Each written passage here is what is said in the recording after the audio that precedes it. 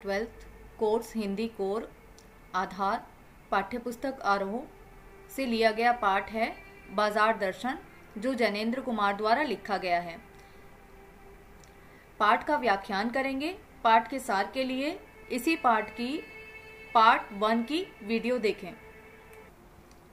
बाजार दर्शन। एक बार की बात कहता हूँ। लेखक यहाँ पर हैं, लेखक बता रहे हैं। मित्र बाजार गए थे तो कोई एक मामूली चीज लेने पर लौटे एकदम बहुत से बंडल पास थे। ठीक है, अर्थात लेखक बताते हैं कि एक बार क्या होता है कि उनके मित्र बाजार गए और बाजार गए थे बहुत मामूली सी चीज लेने, छोटी मोटी चीज लेने, परंतु जब लौटे तो बड़े सारे बंडल थे उनके हाथ में, मतलब शॉपिंग बैग्स थे उनके हाथ में बहुत सारे। मैंने कहा यह क्या? वह बोले यह जो साथ थी, यह जो साथ थी अर्थात ये अपनी पत्नी की बात कर रहे हैं। ठीक है, अब वे बताते हैं उनका आशय था कि यह पत्नी की महिमा है, यह पत्नी की महिमा है कि हम लेने मामूली सी चीज गए थे और लेकर बंडल आ गए। उस महिमा का मैं कायल हूँ और इस महिमा का मैं कायल हूँ, अर्थात वो आदमी जो ये मित्र है वो अपनी ही बीवी पर कायल हो रहा है, वो मर मिट रहा है कि अरे उसने इतनी सारी शॉपिंग कर दी। मतलब वही बात जो मैंने सार में भी आपको बताई थी कि वो इस दिखावे से पैसे खर्च करने की जो कला है, इससे ये आदमी बहुत ज्यादा खुश होते हैं।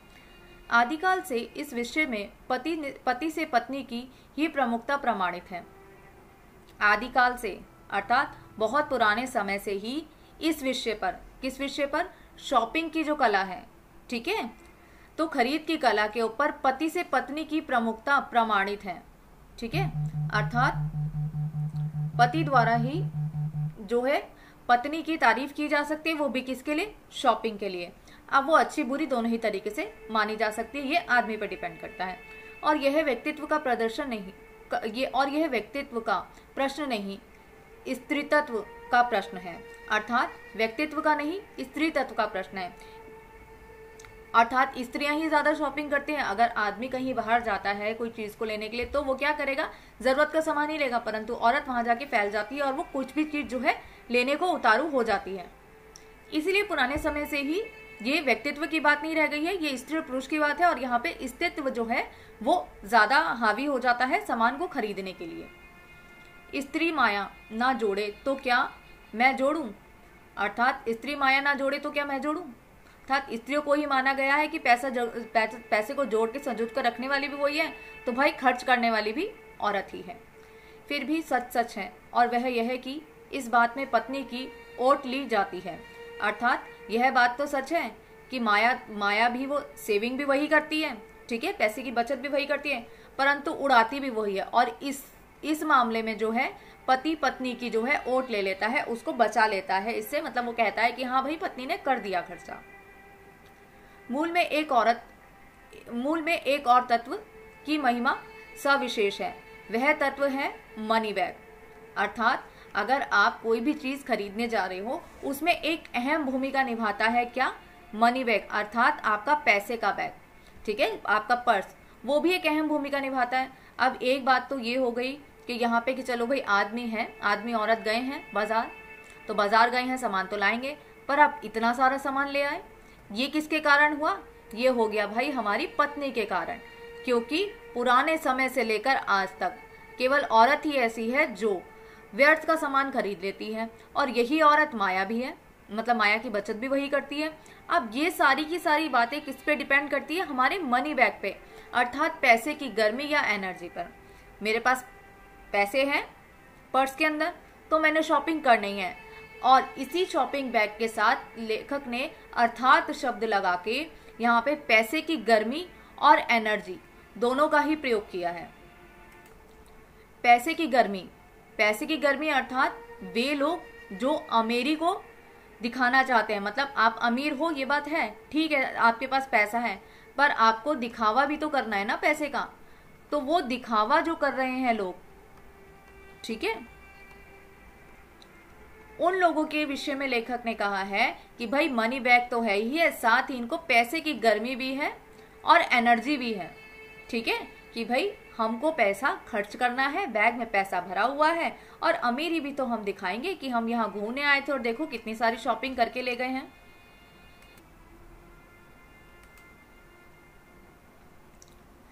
पैसा पावर है, पैसा ही पावर है। लाख पते की एक बात, पैसे के बिना आप कुछ कर ही नहीं सकते, ना शॉपिंग कर सकते हो, ना पेट भर सकते हो, ना तन पे वस्त्र पहन सकते हो, ना अच्छे घर में रह सकते हो, ना ही अच्छी गाड़ी में घूम सकते हो। तो पैसा ही तो पावर है, और यही पावर हम दिखाने के लिए क्या करते हैं, पैसे के पीछे भागते हैं, क्योंकि यही शो ऑफ ही तो जीवन रह गया है आज का। ठीक है, और ये बात कब की बताई है लेखक ने कि 100-150 दशक पूर्व। ठीक है, इस कथ्य को लेखक ने लिखा था, और ये कथ्य आज भी बिल्कुल ही सार्थक सिद्ध होता है कि भाई पैसा ही पावर है, पैसे के बिना कोई भी व्यक्ति कुछ नहीं कर सकता है। पैसा होएगा तो सिर्फ पैसा उसको पेट भरने के लिए नहीं चाहिए, उसको पैसा क्या चाहिए, दिखावे के लिए भी तो चाहिए। चाहे जेब खाली हो पर दिखावा पूरा होना चाहिए कि भाई हम अमीर आदमी हैं। तो यही पैसे की पावर है कि आप पैसे की पावर से सबको अपनी ओर आकर्षित कर सकते हो। देखो, लोग आपकी चकाचौंध से तो प्रभावित होंगे ही होंगे, साथ ही क्या है, लोग आपको जो मान सम्मान मिलेगा आपको, जो लोग आपकी पूछ करेंगे, वो भी पैसे से ही होता। तो ये सारी की सारी चीज पैसे की पावर से है, पैसे की गर्मी से है। पर उसके सबूत में आसपास माल टालना जमा हो तो क्या वह खाक पावर है? अर्थात पैसा तो है आपके पास, दो तरह के लोगों को, एक दिखावे वाले और एक ना दिखाने वाले। तो यहाँ पे लेखक बताते हैं कि उसके सबूत में आसपास माल टालना जमा हो तो क्या खाक पावर? अर्थात पैसे की पावर क्या है कि आपके आसपास की चीजों से भी पता चले, आपके घर मकान से पता चले, आपके पहनावे उड़ावे से पता चले, आपके इस फालतू की शॉपिंग से पता चले कि आप तो बहुत पैसे वाले हो। तो यही पैसे की पावर दिखाने के लिए आपको ऐसे माल टाल ठाट से रहना भी जरूरी है। अगर आप ऐसे नहीं रहते हो तो फिर आपको क्या कहा जाएगा, भाई ये अमीर आदमी है, इतना डाउन टू अर्थ कैसे हो सकता है कि चप्पल में क्यों घूम रहा है? तो वही खाक है। अगर आपने पैसे की पावर का प्रयोग नहीं किया तो क्या खाक पैसा है आपके पास? तो यहाँ पे जो ये चीज बोली गई है ये बिल्कुल व्यंग्य शैली में बोली गई है। पैसे को देखने के लिए बैंक हिसाब देखिए, पर माल असबाब मकान कोठी तो अनदेखे भी देखते हैं। पैसे की उस परचेजिंग पावर के प्रयोग में ही पावर का रस है। लेखक बताते हैं कि पैसे को देखने के लिए अगर आपको किसी का पैसा ही देखना है ना, तो भाई उसका बैंक बैलेंस देखो। बैंक बैलेंस तो आपने जीरो कर रखा है, और यहाँ पे हवाबाजी आपकी खत्म नहीं हो रही है, दिखावा आप करे जा रहे हो, पैसा आप खर्च करे जा रहे हो, और बैंक बैलेंस आपने जीरो कर दिया है। तो यही लेखक कहते हैं कि पैसे को देखना है तो किसी का बैंक बैलेंस देखो, अन्यथा पर माल सबाब अर्थात सामान, ये सामान जो है, ये चीजें जो है, ये मकान कोठी तो अनदेखों को भी दिख जाती है कि हाँ भाई तुम इस घर में रहते हो, पर आप अमीर कितने हो ये बात कैसे पता चलता है? बैंक के खाते से, कि आपने कितना पैसा जमा भी कर रखा है। पैसे की परचेजिंग पावर क्या होती है? खरीदने की पावर। ठीक है, खरीदने की पावर कहाँ से आती है? पैसे से आती है। के प्रयोग में ही पावर का रस है। पावर का रस अर्थात आनंद। पावर भी अपने आप में आनंद है।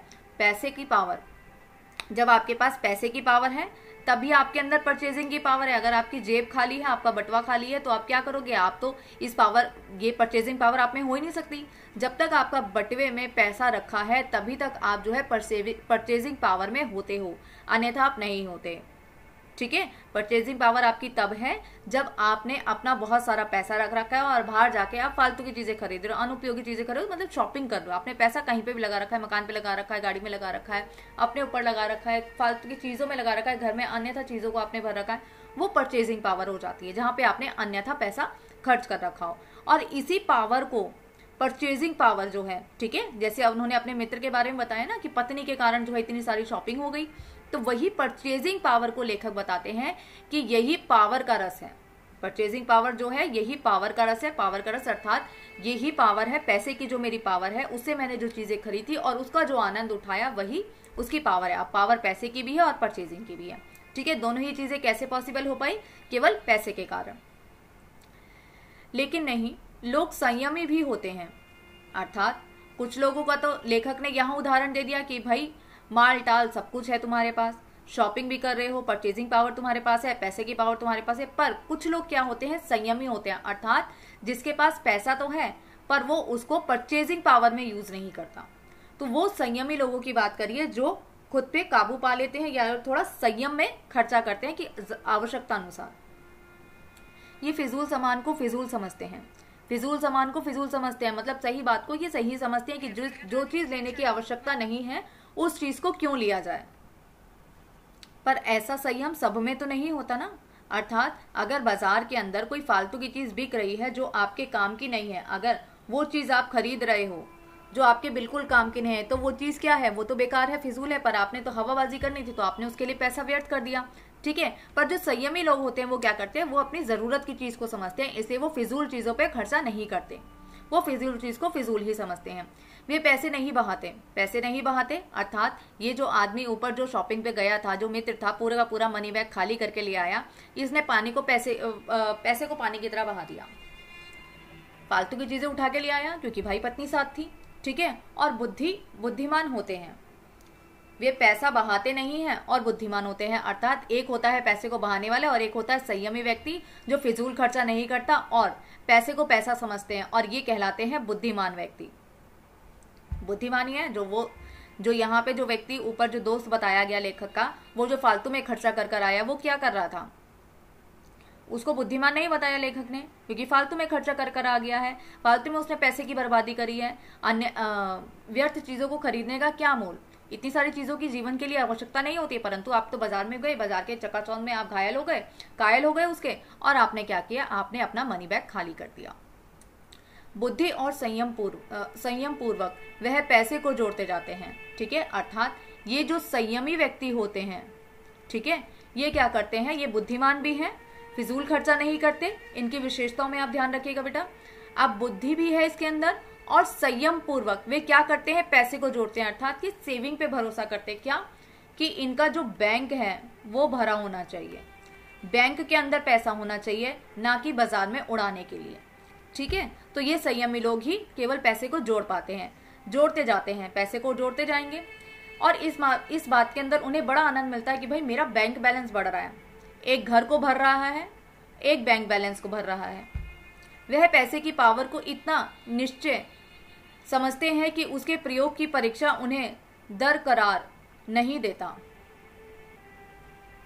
जो बुद्धिमान व्यक्ति है वो क्या कर रहा है कि भाई पैसे की जो पावर है वो मुझे दिखानी है। जैसे ऊपर व्यक्ति था ना कि बटवा खाली कर आ गया अपना, क्यों, क्योंकि उसे पैसे की पावर का शो ऑफ भी तो करना था। पर यहाँ पे ये जो संयमी व्यक्ति है जो सेविंग पे भरोसा करता है, वो क्या करता है, वो कहता है कि भाई मैं जो है निश्चय ही उसके प्रयोग की परीक्षा करने के लिए दरकार नहीं, अर्थात उसको कोई जरूरत नहीं है ये दिखावा करने की कि मैं अमीर आदमी हूँ, मुझे शो ऑफ करने की जरूरत नहीं है शॉपिंग कर करके। वो क्या है, वो इसको जरूरी नहीं समझता, अर्थात परीक्षा उन्हें दरकार नहीं है, अर्थात वो इस बात को, दरकार का अर्थ अर्थात जरूरी, वो इस बात की जरूरत नहीं महसूस करता कि मुझे शो ऑफ करना जरूरी है, तभी लोगों को पता चलेगा कि मैं पैसे वाला आदमी हूँ। ये लोग क्या करते हैं, सिर्फ सेविंग करके बैंक अकाउंट में पैसे को देखकर संतुष्ट हो जाते हैं। मैंने कहा यह कितना सामान ले आए, मित्र के सामने मनी बैग फैला दिया।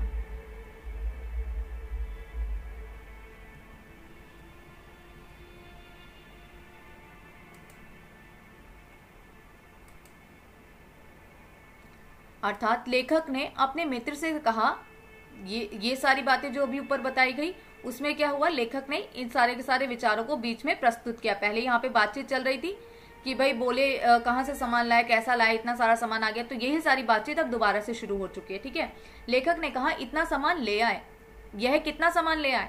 मित्र ने क्या किया है, अब कोई जवाब नहीं देता, बड़े ही मजे से वो जो है अपना मनी बैग फैला दिया। मनी बैग को वो खोल के जो है अपने मित्र को दिखाता है और कहा देखिए सब उड़ गया, मतलब मेरा बटवा हो गया खाली, अब जो रेल के टिकट भी बचा हो, अर्थात रेल की टिकट खरीदने के लिए भी अब उसके पास पैसे नहीं बचे। क्यों, क्योंकि भाई मेरे को तो फालतू की शॉपिंग करनी थी, ठीक है, और अब फालतू की शॉपिंग में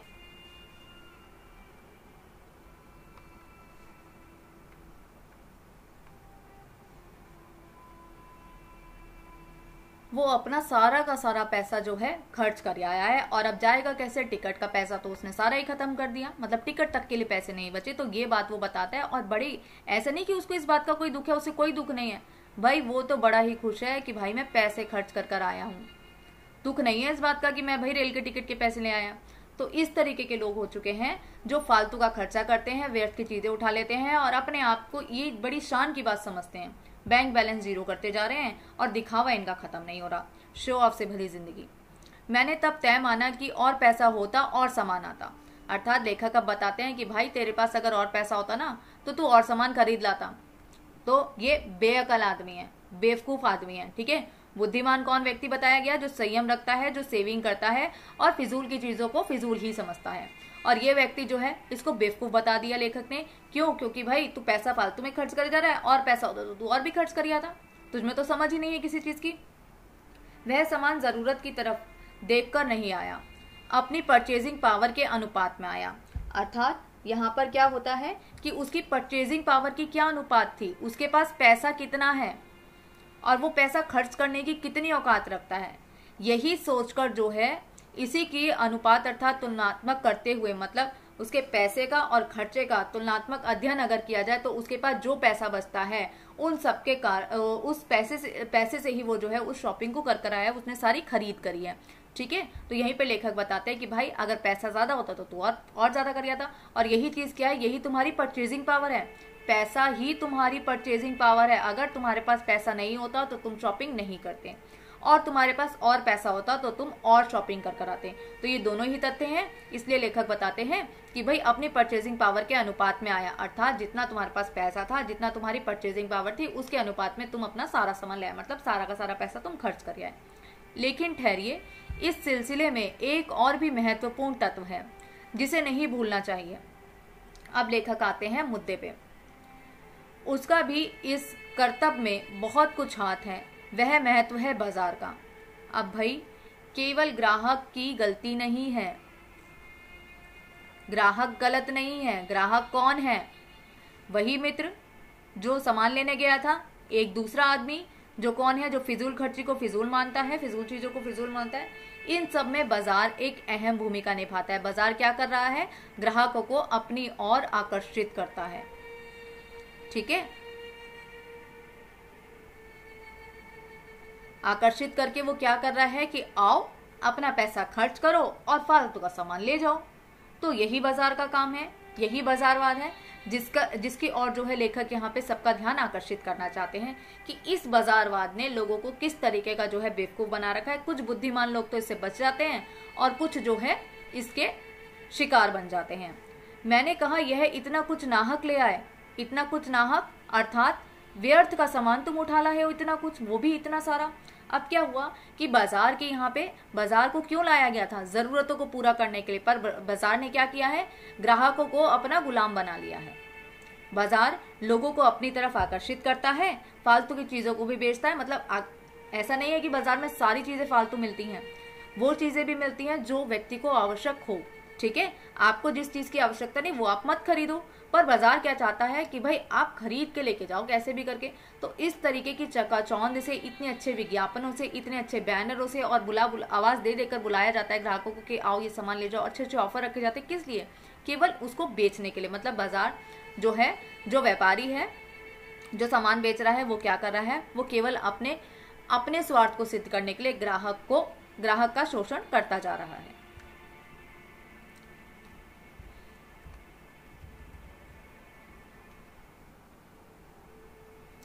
मित्र बोले कुछ ना पूछो, बाजार है कि शैतान का जाल।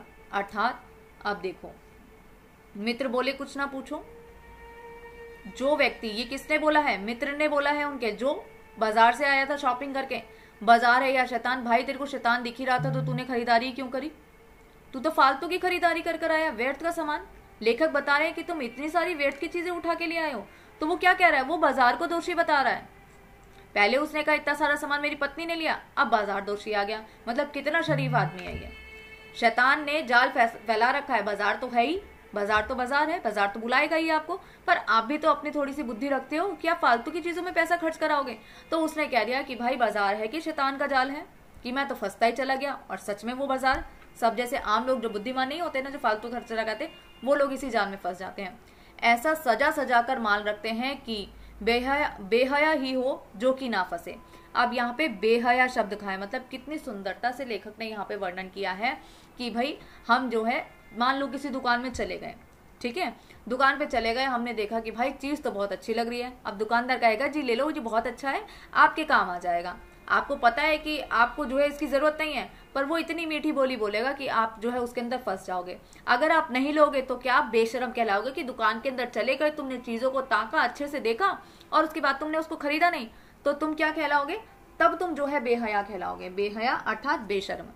बेशर्म लोगों की कैटेगरी में आ जाओगे तुम, अगर तुमने सामान को देखा और तुमने खरीदा नहीं, तो ये बेइज्जती लगती है ना। तो यहाँ पे यही चीज वो बताते हैं कि भाई इतना सजाकर माल रखते हैं कि तुम ना खरीदो तो तुम ही बेहया हो। मैंने मन में कहा ठीक। अब लेखक ने जो है उनकी बात को सुना। जो बुद्धिमान व्यक्ति होगा वो कम बोलेगा पर बोलेगा सही, तो यहाँ पे लेखक को हम बुद्धिमान कहेंगे, क्योंकि बुद्धिमान व्यक्ति क्या कह रहा है? मन में ही कह रहा है कि हाँ चलो भाई ठीक है, बाजार ही शैतान था, पहले तुम्हारी पत्नी हो गई पैसा खर्च करने वाली, फिर बाजार शैतान हो गया, और जो ना खरीदे वो कौन हो गया? वो बेहया हो गया। बहुत अच्छी बात है। बाजार आमंत्रित करता है कि आओ मुझे लूटो और लूटो।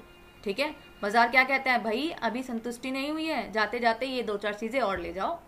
तो यही यहाँ पे लेखक बताते हैं कि बाजार हमको आमंत्रित करता है कि आओ अपनी जेब ढीली करो और मेरा सामान ले जाओ, लूटो। असल में वो लूट हम उसको नहीं रहे हैं, वो हमें लूट रहा है।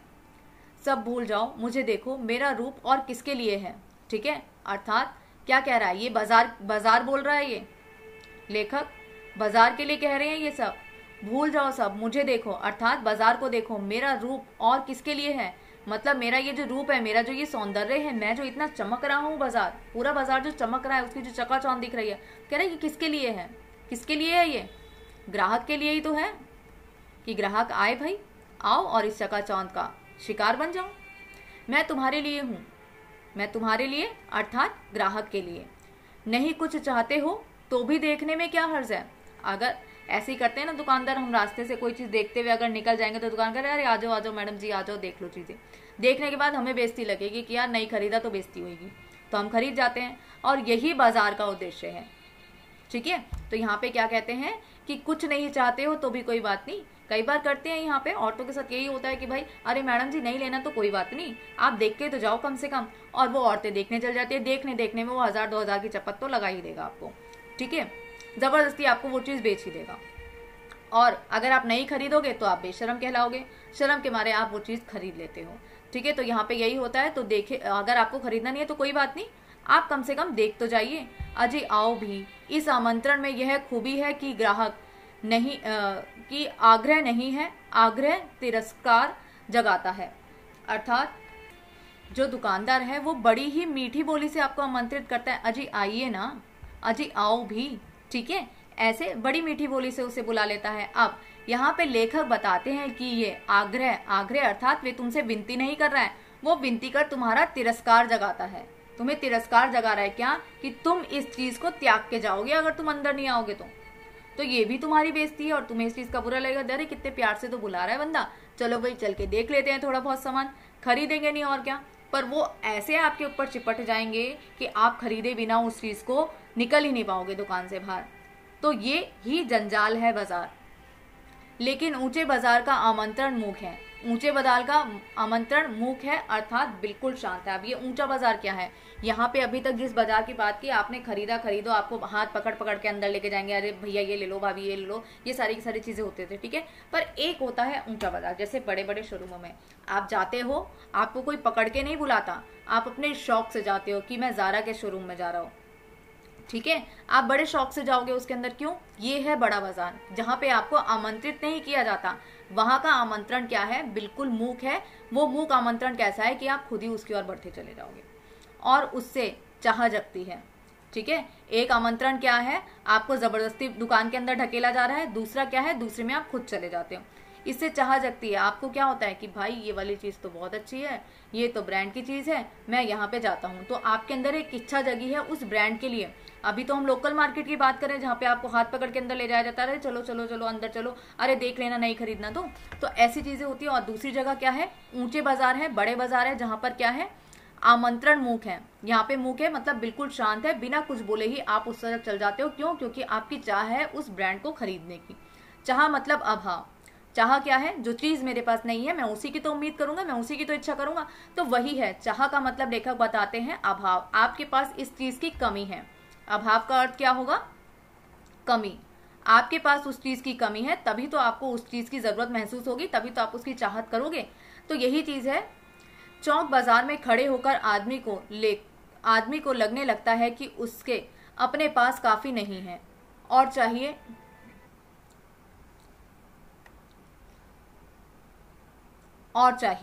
अर्थात अब कोई भी व्यक्ति अगर बाजार के चौक में खड़ा है तो वो सारी चकाचौंध को देखकर उसमें खो जाएगा और वो क्या सोचेगा कि भाई मेरे पास तो बहुत सारी चीज़ों की कमी है, मुझे तो अभी और चाहिए और चाहिए। और वो क्या करता है, उस बाजार के चकाचौंध में खो जाता है, वो चीज़ों की तरफ आकर्षित होता है और उसे लेने की चाह बनता है। मतलब आपके पास इनफ चीज़ें हैं, मतलब ज़रूरत से ज़्यादा चीज़ें भले ही हों, पर फिर भी आप बाजार में जाके खुद को खरीद करने से नहीं रोक सकते।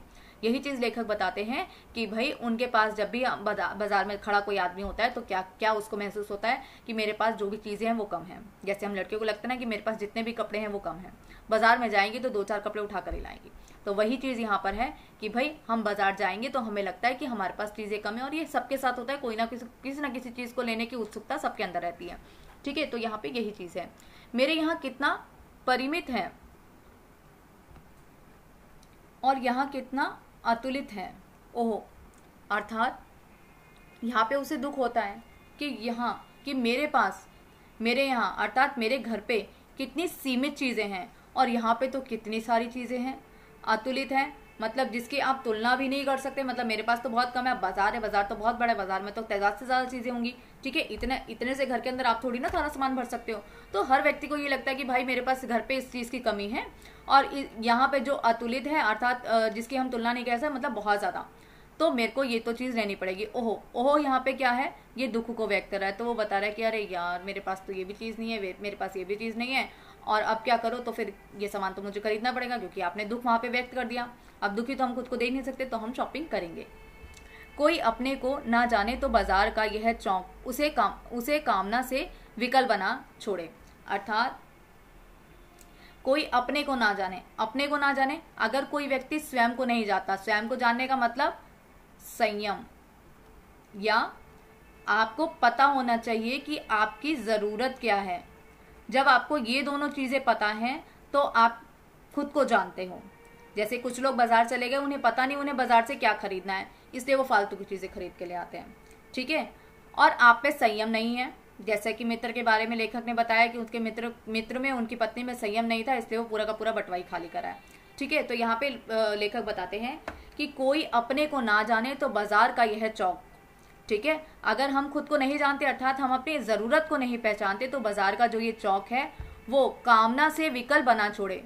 कामना अर्थात आपकी कोई भी इच्छा हो किसी चीज को लेने की, ठीक है, आपका बहुत मन हो किसी चीज को लेने का, तो वो आपकी इच्छा हो गई, और विकल बना छोड़े अर्थात बिल्कुल तुच्छ बना देगा, जीरो बना देगा आपको। जैसे उनका मित्र वापस आया ना खाली बटवे के साथ, ऐसे ही आपको भी, मतलब ये बाजार ऐसी चीज है कि आपको बिल्कुल ही जो है विकल कर देगी, बिल्कुल ही आपके पास पैसा नहीं छोड़ेगी, आपको खाली कर देगी। ठीक है, अगर आपको नहीं पता कि आपकी जरूरत क्या है, अगर आपको पता है कि आपकी जरूरत क्या है, अगर आप बाहर बाजार में जा रहे हो नमक लेने, तो आप नमक की थैली लेकर आओगे, आपको अपनी जरूरत पता है।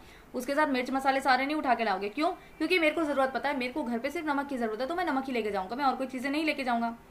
ठीक है, तो ये चीज जो है व्यक्ति को जानना जरूरी होगा कि व्यक्ति जो है जाने कि उसकी जरूरत क्या है। अगर मेरे को मेरी जरूरत पता है तो मैं फालतू के खर्चे से भी बचूंगा, और बाजार जिस तरीके का शैतानी जाल उसने बिछा रखा है उससे भी मैं बच जाऊंगा। विकल क्यों पागल? अब लेखक बताते हैं क्या विकल ही बना के छोड़ेगा? अरे भाई ये बाजार तो हमें पागल ही बना देगा।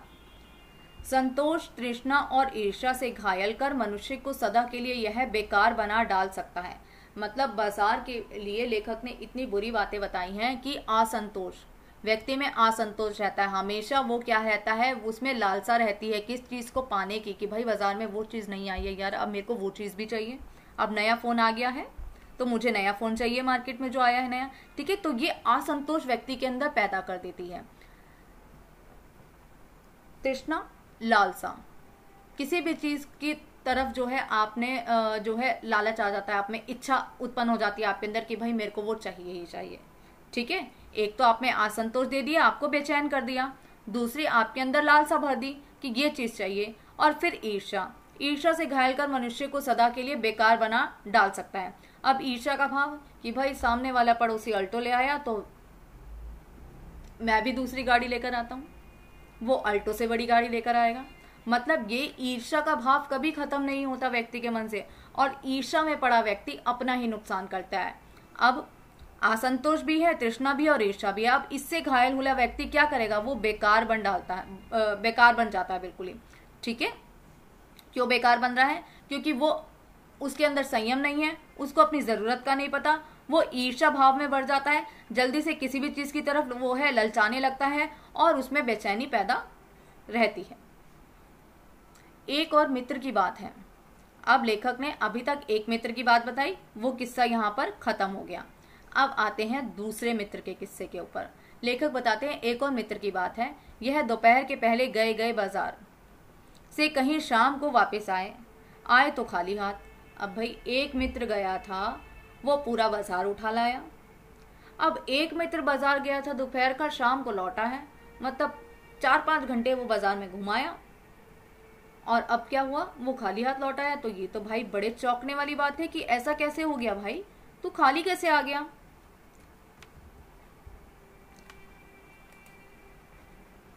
अब खाली आने का भी वो बहुत अच्छा रीजन देते हैं। देखो यहाँ पे चित्र में बताया गया है, मन तो करता है कि सभी कुछ खरीद डालूं। कितना लालची आदमी है। आप देखो आजकल की दुकानों पे आप जाते हैं, ऐसे ही जो है सामान को इतने अच्छे तरीके से सजा के रखा जाता है। अच्छा ये चीजें लेनी है, इस चीज की जरूरत नहीं है, उठा लो और ट्रॉली में डाल दो। आप ट्रॉली में उस सामानों को भरते रहते हो, आपको भली ही उसकी जरूरत हो या ना हो, पर कोई बात नहीं भाई, एक शान भी तो दिखानी है। मैं अगर यहाँ पे इस दुकान के अंदर, इस स्टोर के अंदर अगर मैं घूम रही हूँ ट्रॉली लेके, तो मेरी ट्रॉली भी तो भरी होनी चाहिए ना, क्योंकि भाई अमीरी तो दिखानी है ना। नहीं तो अगर नमक दाल चीनी वगैरह कुछ लेनी होती है तो जो है पास की दुकान से, पंसारी से भी ली जा सकती थी 2 चीजें, पर नहीं, हम तो स्टोर जाके शॉपिंग करेंगे। थोड़ा सा दिखावा भी करना जरूरी है। तो ये चित्र जो है वो सारी चीजें दिखाता है, और मन को भी बताता है कि यार ये भी चीज अच्छी लग रही है, ये भी चीज अच्छी लग रही है, सारी चीजें ले रहे हो। वो बच्चा भी है, वो भी देखो ललचाते हुए कैसी चीजों को देख रहा है। ठीक है, तो ये सारी की सारी चीजें, सबका ही मन करता है कि हम सब कुछ ही क्यों ना ले रहे हैं, क्योंकि सारी चीजें इतनी ज्यादा आकर्षक लगती हैं। वापिस लेखक के दोस्त के ऊपर आते हैं। मैंने पूछा कहाँ रहे। अब लेखक पूछते हैं कि भाई बाजार गए थे आप, तो सामान कुछ लेके नहीं आए, तो कहाँ रह गए थे। बोले बाजार देखते रहे। बाजार देखने गए थे या खरीदने गए थे, सवाल तो है ही। मैंने कहा बाजार को देखते क्या रहे। बोले क्यों बाजार। तब मैंने कहा लाए तो कुछ नहीं। मतलब ऐसा कैसे हो सकता है कि बंदा बाजार जाए और बाजार से कुछ लेकर ना आए। ये बात कुछ हजम नहीं होती लेखक को। बोले हाँ, पर यह समझ ना आता कि तू ना लू तो क्या लू। अर्थात अब उनका जो मित्र है वो बोलता है कि भाई हाँ, पर यह समझ ना आता था कि ना लूं तो क्या, ना लूं तो क्या। मतलब लेने के लिए इतनी सारी चीजें थी, पर मैं लूं ऐसी कौन सी चीज है जिसको मैं ना लूं, ये डिसाइड कर पाना बड़ा मुश्किल था। एक मित्र था, वो सब कुछ खरीद के लिए आया। दूसरा मित्र बाजार गया, वो सुबह से शाम तक घंटों व्यर्थ कर आ गया और खाली हाथ लौटा। मित्र को चिंता हो जाती है, वो पूछता है कि भाई कहाँ रह गए थे। बताते हैं बाजार ही देख रहा था। बाजार देख रहे थे तो लेकर तो तुम कुछ नहीं है। कोई भी पूछेगा भाई बाजार गए हो, इसका मतलब हमारी आंखें चौंधिया जाती है। अच्छा बाजार गए हो और घर खाली हाथ लौटा है। अगर हमारी मम्मी बाजार जाए और खाली हाथ लौटा है तो हम कहेंगे अच्छा बाजार गए और कुछ भी नहीं लेकर आए। ऐसे कैसे होता है कि मतलब ये तो हो ही नहीं सकता कि कोई बाजार जाए और बाजार से कुछ ना लेकर आए। तो यही बात जो लेखक है वो भी बड़े चौंक से जाते हैं कि भाई मित्र जो है मेरा बाजार गया और लेकर कुछ नहीं आया। फिर मित्र बताता है कि भाई मैं तो ये हो गया मेरे साथ कि भाई मेरे को ये समझ नहीं आ रहा था कि मैं ऐसी कौन सी चीज़ है जिसको मैं छोड़ दूँ, जिसको मैं लेकर ना जाऊँ, जिसको मैं खरीदूँ ना। सभी कुछ तो लेने की जी होता। अब वो बताते हैं भाई बड़े ही स्वाभाविक तरीके से कि भाई क्या करे, बाजार तो गए थे पर क्या हुआ कि सारी चीज़ें लेने का मन हो गया। जैसे वहाँ पे इस चित्र में दिखाया ना, वो आदमी कहता है मन तो करता है कि सभी कुछ खरीद डालूं। ऐसे ही लेखक के मित्र यहाँ पे बाजार में जब घूम रहे थे तो उनको भी क्या लगा कि भाई सारी की सारी चीज़ें ले लेनी चाहिए। पर ले तो मैं सारी चीज़ लूँ, पर कैसे, पैसा भी तो है, इतना थोड़ी है मैं इतना सारा सामान ले लूँगा, हम खरीद नहीं सकते। तो उसे ये समझ नहीं आया कि मैं कौन सी चीज़ छोड़ूं। कुछ तो लेने का मतलब था शेष सब छोड़ देना, अर्थात कुछ लेने। मतलब अगर वो 1 2 3 चीजें अगर ले लेता तो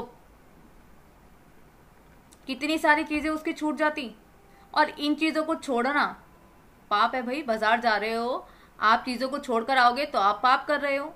तो इसलिए उसको ये नहीं समझ में आया कि मैं कौन सी चीज़ छोड़ूं, एक दो चीज़ अगर ले लूंगा तो बाकी सबको कैसे छोड़ दूंगा, तो उनका तो अनादर हो जाएगा। पर मैं कुछ भी नहीं छोड़ना चाहता था और मेरे को कोई भी चीज़ नहीं छोड़नी थी। अर्थात कई बार ऐसा होता है ना, कौन सी चीज़ छोड़े, मुझे तो दोनों ही टॉप अच्छे लग रहे हैं, तो मैं कौन सी चीज़ छोड़ूं, कौन सी एक चीज़ को पसंद करूं। अक्सर मेरे साथ ऐसा ही होता है। तो हम क्या करते हैं, मैं दोनों खरीद लेती हूँ। अब यहाँ पे लेखक को हजारों चीजें अगर पसंद आ गई हैं तो वो हजारों तो हम नहीं खरीद सकते ना। एक दो चीजों की बात हो तो चलो हम डिसाइड करते हैं, चलो भाई एक दे दो, मतलब पैसे के हिसाब से हम परचेजिंग कर लेते हैं। पर यहाँ पर क्या हुआ कि सारी चीजें पसंद है, अब सारी चीज में से एक दो को चुनना तो कितना मुश्किल हो गया। और अगर मैं एक दो को ले भी जाऊं तो फिर मन कुलमुलाता रहेगा, अरे भाई मैंने वो चीज कैसे छोड़ दी, मुझे तो वो भी चाहिए था, मुझे वो भी चाहिए था, यार ये वाली चीज जो मैं ले आया ये गलत है, वो जो छूट गई है वो सही है। तो इन सारी के सारी चीजों से बचने के लिए क्या करता है लेखक का मित्र, कहता है कि मैं कुछ भी नहीं छोड़ना चाहता था, इससे मैं कुछ भी नहीं ले सका। अब क्या हुआ मेरे साथ बताओ, कि मैं कुछ भी नहीं छोड़ना था, मुझे सब कुछ पसंद था, और जो भी छोड़ना नहीं था इसी कारण मैं कुछ ले ही नहीं सका। ठीक है, तो लेखक बताते हैं भाई खूब खूब खेला है आज तो तुम। पर मित्र की बात ठीक थी, अगर ठीक पता नहीं है कि क्या चाहते हो तो सब और चाह तुम्हें घेर लेगी। अर्थात अगर आप बाजार में गए हो तो क्या होगा कि कोई सी भी चीज आपको अपनी ओर आकर्षित करेगी। क्यों? क्योंकि आपको खुद के ऊपर संयम नहीं है, आपको अपनी जरूरत नहीं पता। अगर आपको पता है कि आपको किस चीज को खरीदने आप जा रहे हो, ठीक है, तो आप केवल उसी ओर ध्यान दोगे, उसी चीज को खरीदोगे ना। पर यहाँ पर क्या है कि ये व्यक्ति संयम करके लौट आया, जरूरत की चीजों का कुछ पता नहीं। पर यहाँ पे लेखक ने अनुमान लगा लिया इस बात से कि भाई अगर हमें ठीक से नहीं पता है कि हमें क्या लेना है, तो बाजार में जाके जैसे इस व्यक्ति का हाल हुआ कि वो घूमता ही रह गया पूरे बाजार में कि मैं छोड़ू तो क्या छोड़ू, इसलिए वो सारी की सारी चीजें छोड़ाता है। और जिंदगी में कहीं ना कहीं ऐसा सभी के साथ होता है, जैसा लेखक के इस दूसरे मित्र के साथ हुआ। सब कुछ लेने के चक्कर में एक भी चीज हाथ नहीं लगी।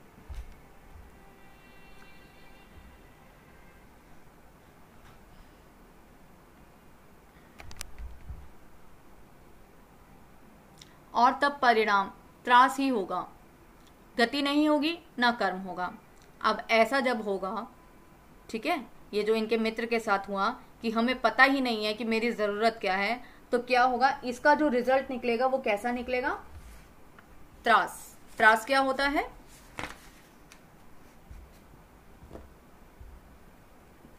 कि बिल्कुल ही नुकसान, कुछ भी आपका जो है ठीक नहीं रहेगा। आपको जो है पैसे की गर्मी है, पर पूरी दुकान पूरा बाजार में खरीद नहीं सकता, ठीक है। तो यहाँ पे क्या होगा कि आपको ही दुख पहुंचेगा, आप ही दुखी होगे, आपको ही कष्ट होगा। तो इसलिए यहाँ पे लेखक बताते हैं कि भाई जब आपको आपकी जरूरत नहीं पता होती ना, तो आप ही का ही नुकसान होता है, आपको ही दुख होता है। कोई गति नहीं रहेगी, मतलब आपके कार्य में कोई गति नहीं रहेगी। क्यों गति रहेगी, फालतू में घूमकर आ गए, आपको जरूरत ही नहीं पता, तो किस प्रकार की गति, और ना कोई कर्म रह जाएगा, अर्थात ना ही कोई तुम्हारा कोई काम है, फालतू में हांट कर तुम आ गए बस। बाजार में एक जादू है, वह जादू आंख की राह काम करता है, आंख की राह काम करता है। वह रूप का जादू है, पर जैसे चुंबक का जादू लोहे पर ही चलता है, वैसे ही इस जादू की भी मर्यादा है, इस जादू की भी मर्यादा है। को लेखक कहते हैं बाजार एक जादू है। जादू क्या है, जादू सबको अपनी ओर आकर्षित कर लेता है, ठीक है। हम कहते हैं ना, अरे वाह ये जादू कैसे किया, और यही बाजार का जादू है। बाजार एक जादू है जो सबको अपनी ओर आकर्षित कर लेता है। वह जादू आंख की राह काम करता है, आंख की राह। जादू का काम क्या है, ग्राहक आ गया, ग्राहक को चमकीली चीजें दिखाओ, वो आकर्षित होगा, और ग्राहक देखेगा कहाँ से, देखेगा तो आंख से। तो ये जादू लेखक बताते हैं होता ये कहाँ से है, ये आंखों से ही होता है काम, ठीक है। आंखों से देखने के बाद हम उस चीज को हाथ से छू कर बताते हैं कि अच्छी है या बुरी है। यही चीज होती है कि सबसे पहला जादू क्या है कि आंखों को अच्छा लगना चाहिए, और यही बाजार काम करता है कि ग्राहकों की आंखों को भाव पहले। वह रूप का जादू है, वह रूप का जादू है, अर्थात उसको इतने सुंदर तरीके से प्रस्तुत करेंगे कि बस हो गया काम आज तो ग्राहक का। अब जैसे चुंबक का जादू लोहे पर ही चलता है, अब चुंबक क्या है, चुंबक का जादू लोहे पर ही चलेगा, चुंबक क्या करेगा, लोहे को ही आकर्षित करेगा, ठीक है, प्लास्टिक को अपनी तरफ नहीं खींचेगा चुंबक। तो यहाँ पे यही है, ऐसे ही जैसे चुंबक का जादू लोहे पर ही चलता है, मतलब केवल लोहा ही चुंबक की तरफ बढ़ेगा, वैसे ही बाजार की भी अपनी मर्यादा है, बाजार के जादू की भी अपनी मर्यादा है, अर्थात वो किसको अपनी ओर आकर्षित करेगा। ये लेखक बताते हैं, जेब भरी हो। बहुत बड़ी बात है, अगर आपकी जेब भरी होगी तभी बाजार आपको आकर्षित करेगा, और दूसरी बात, आपका मन भी खाली होना चाहिए। ये दो बातें बहुत इंपॉर्टेंट है यहाँ पे, कि बाजार किसको आकर्षित करेगा। पहला व्यक्ति वो जिसकी जेब में पैसा हो, दूसरा व्यक्ति वो जिसका मन खाली हो, जिसके मन में कुछ न हो, जिसको नहीं पता कि मेरी जरूरत क्या है, तो बाजार केवल उसी व्यक्ति को आकर्षित करेगा। ऐसी हालत में जादू का असर खूब होता है। अब जब ये दो स्थिति में जब आदमी पहुंच जाता है ना, तो इस स्थिति में क्या है, जादू का असर ही कुछ और होता है।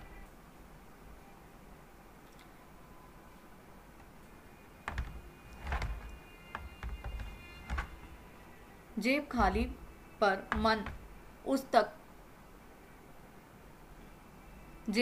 पर मन भरा ना हो तो भी जादू चल जाता है। अर्थात जेब खाली है मेरी, पर जादू तो अपना असर करेगा ना, आकर्षित तो करेगा ही वो चीजों लोगों को अपनी तरफ। तो यहाँ पे यही बताते हैं कि भाई एक तो दो चीजें इंपॉर्टेंट होती है, कि आपकी जेब भरी होनी चाहिए और मन खाली होना चाहिए, तब आप फालतू की चीजें खरीद सकते। पर साथ ही साथ क्या है, अगर आपकी जेब खाली है और जेब खाली है पर मन भरा ना हो तो भी ये जादू चल जाता है। अभी हमें खाली मन की जरूरत नहीं है, भरे मन पर भी ये जो है काम कर जाता है जादू।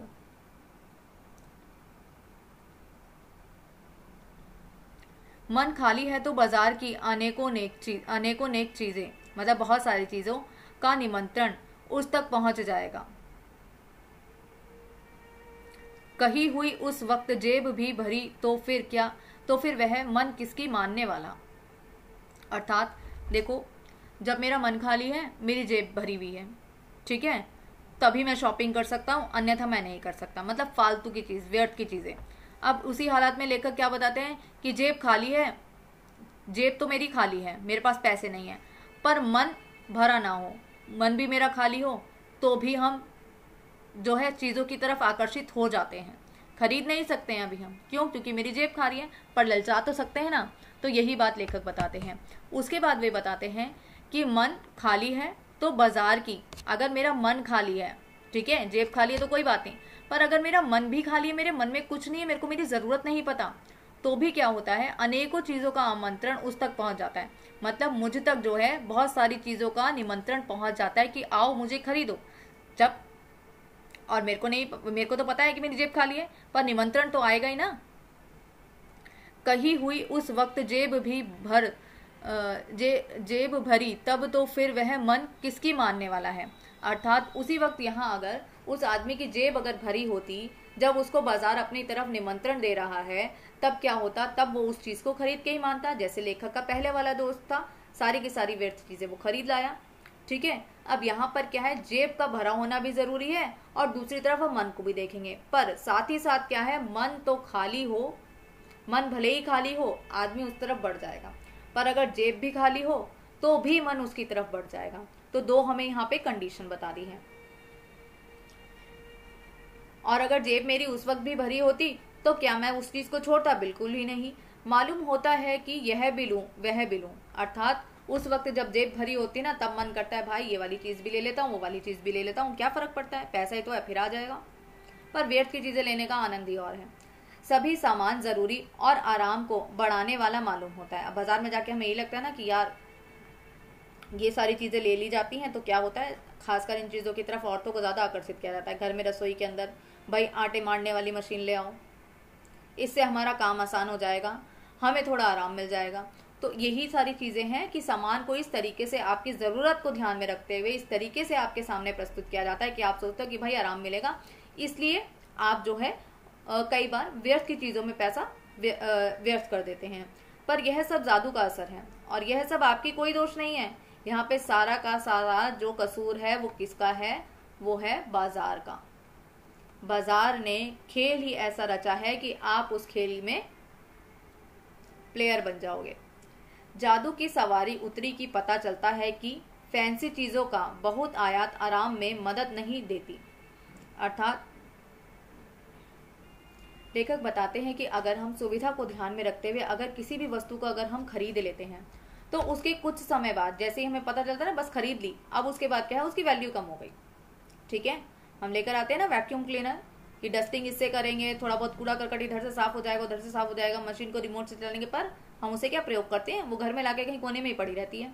तो ऐसी चीजों को बताते हैं कि हम लाते उसको आराम के लिए, परंतु वो फिर अपनी जो है अहमियत को खो बैठती है और वो आराम में मदद नहीं करती। अब वैक्यूम एक होता है हमारे घर में डस्टिंग का कपड़ा, हमने डस्टिंग कर लिया अच्छे से, ठीक है। एक है हमारे पास वैक्यूम क्लीनर, पहले वैक्यूम क्लीनर को लगाओ, उसके लिए बिजली खपत भी करो, फिर उसको हाथ में लेके इधर से उधर घूमो, तो क्या है, फिर उसके अंदर जो डस्ट आ जाती है हमें उसको भी साफ करना है। और यहाँ हम कपड़ा प्रयोग करने वाले डस्टिंग के लिए, इधर उसके ऊपर कॉलिन डाला और हमने जो है साफ कर दिया उसको, या पानी से, सरके पानी से, मतलब किसी भी चीज से आपने उसको कपड़े से साफ कर दिया। और कपड़ा ज्यादा खराब हो गया तो हमने उसको फेंक दिया।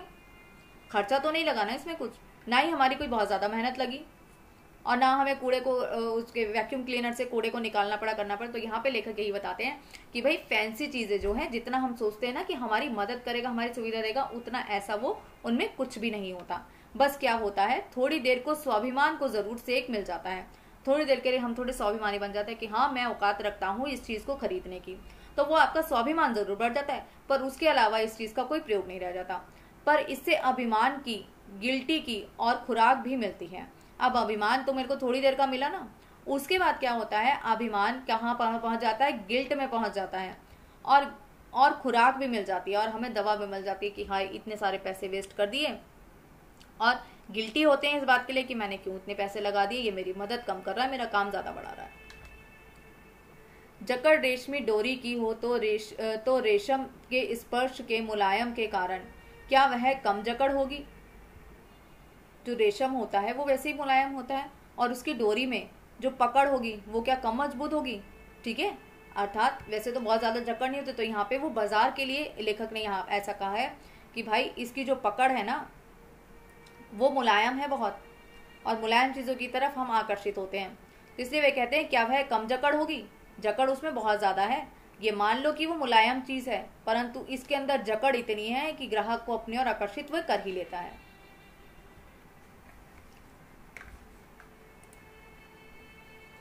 पर उस जादू की जकड़ से बचने का एक सीधा सा उपाय है, वह है कि बाजार जाओ तो खाली मन ना हो। अर्थात लेखक एक तर्क पे पहुंच गए हैं कि जब भी आपको बाजार जाना है तो आपका मन खाली नहीं होना चाहिए, आपको पता होना चाहिए कि आपको क्या चीज खरीदनी है, तभी आप बाजार के जादू से बच सकते हो। मन खाली हो तब बाजार ना जाओ, जब मन आपका खाली, आपको नहीं पता कि क्या करना है, तब आप बाजार मत जाना। मतलब टाइम पास करने के लिए तो बिल्कुल मत जाना, नहीं तो आपका अच्छा खासा टाइम पास हो जाएगा। फिर खेलते हैं लू में कहते हैं लू में जाना हो तो पानी पीकर जाना चाहिए, पानी भीतर हो तो लू का लूपन व्यर्थ हो जाता है। अर्थात ऐसा माना जाता है कि भाई अगर आप धूप में कहीं बाहर जा रहे हो तो अच्छे से पानी पीकर चले जाओ, इससे क्या होगा, लू का जो प्रभाव होगा ना वो कम पड़ जाएगा। अर्थात तेज धूप जो होती है ना, गर्मी में बहुत ज्यादा तेज धूप होती है और गर्म हवाएं चलती है, उसको लू कहते हैं। तो वो लू का जो प्रभाव है, वो ज्यादा पानी अगर आप घर से पी के चले जाओगे तो क्या होगा, भीतर अगर मतलब आपके शरीर के अंदर अगर पानी है तो लू का प्रभाव कम हो जाएगा। तो ऐसे ही लेखक बताते हैं मन लक्ष्य से भरा हो, इसी प्रकार अगर मन को खाली बताया ना, और हमने अपने पेट को पानी से भर लिया, पेट में पानी है तो क्या होगा, लू का प्रभाव कम हो जाएगा, शरीर में अगर पानी की मात्रा होगी तो। ऐसे ही बताते हैं कि मन लक्ष्य से भरा हो, मन के अंदर एक लक्ष्य है, क्या कि मेरे को क्या चीज खरीदनी है और मेरे को कोई चीज खरीदनी है या नहीं खरीदनी है, ये पता होना चाहिए। हो तो बाजार भी फैला का फैला ही रह जाएगा।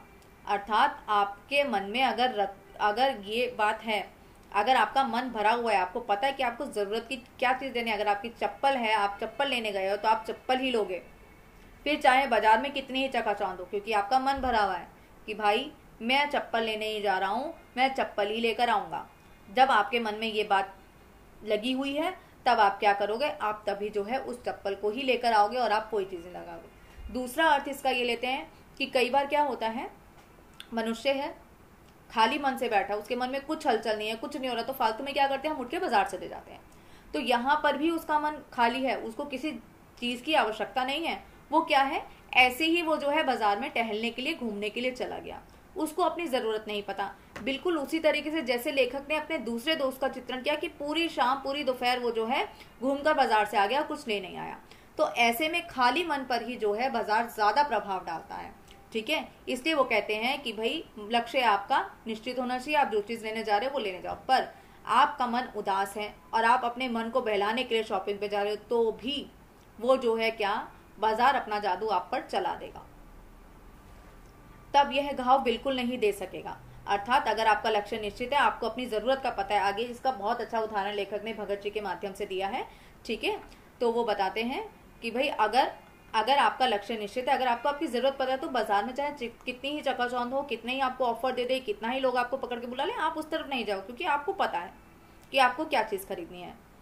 तब वह घाव बिल्कुल नहीं देगा। अर्थात घाव क्या नहीं देगा, इस तरह के घाव जो उसको लगा ना कि भाई मैंने क्या कर दिया है, बहुत सारा पैसा खर्च कर दिया है, उसको बाद में क्या है खुराक मिलती है, वो गिल्टी फील करता है मैंने इतनी महंगी चीज क्यों ले ली। तो इस तरीके के घाव से आप बच जाओगे अगर आपका लक्ष्य निश्चित होगा, आपके मन में कोई एक लक्ष्य होगा। बल्कि कुछ आनंद ही देगा। अर्थात ये चीज क्या है, आपको एक आनंद ही देगी। ये बात किस चीज का आनंद देगी कि भाई जो चीज लेने गई थी वही लेकर आई और बाकी का बटवा भरा हुआ मेरा वापिस ही आ गया। बाजार की असली कृतार्थ है आवश्यकता के समय काम आना। अर्थात बाजार का असली अर्थ क्या है, बाजार का असली कृतार्थ क्या है, उसकी असली सफलता क्या है, क्या था बाजार का उद्देश्य, कि व्यक्तियों की जरूरतों का ध्यान रखा जाए और समय पर जो है काम आना। अर्थात बाजार जाओ और अपनी आवश्यकता अनुसार आपको जिस भी चीज की आवश्यकता है वो चीज जाके आप बाजार से खरीद लो, और यही बाजार का जो है काम होना चाहिए। परंतु बाजार क्या कर रहा है, बाजार तो जादू चला रहा है। ठीक है, और इसी जादू का शिकार जो है सारी जो है उपभोक्ता जो है होते जा रहे हैं।